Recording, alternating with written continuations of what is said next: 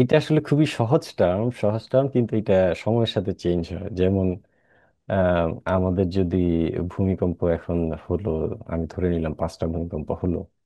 এখন এই ভূমিকম্প 5টা ভূমিকম্প যতক্ষণ না থামবে ততক্ষণ পর্যন্ত আমরা কিন্তু এটা বলতে পারবো না যে কোনটা আফটার শক ছিল কোনটা ফোর্স শক ছিল।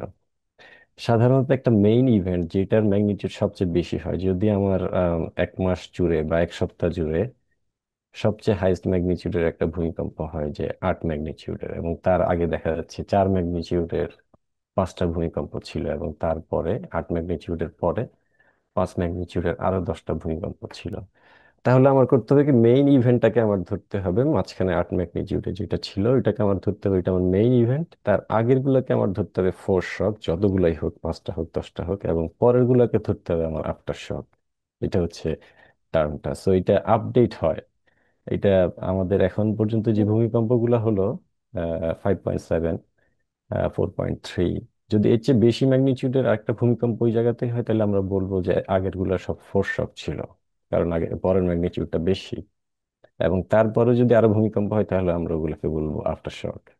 তো এটা আপডেট হয় সময়ের সাথে, ম্যাগনিটিউডের সাথে। তো মেইন ইভেন্টের চেয়ে যেটা হয় যে মেইন ইভেন্টের চেয়ে আফটার শক এবং ফোর্স শক সবসময় ছোট হবে। So যদি আমি ধরে নেই যে আমার নরসিংদীর ওইটা আমার মেইন ইভেন্ট ছিল, এখন যেগুলো হচ্ছে আফটার শক হচ্ছে, তাহলে আমার বাকিগুলো সবই ছোট হবে। 5.7-এর উপর কোনটা যাবে না। ইভেন সেকেন্ড যেটা হলো, যেটা আমি 4.3 ধরি এবং 3.3 ধরি, এগুলো সবই ওগুলো হচ্ছে ছোট, তাই না?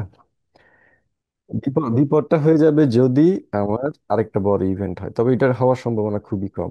আমি প্রাইমারি স্টাডি করে যেটা দেখলাম, এই ফলটার লেন্থ হয়তো খুব বেশি না, এটা খুব বেশি বড় মাত্রার ভূমিকম্প করতে পারবে না।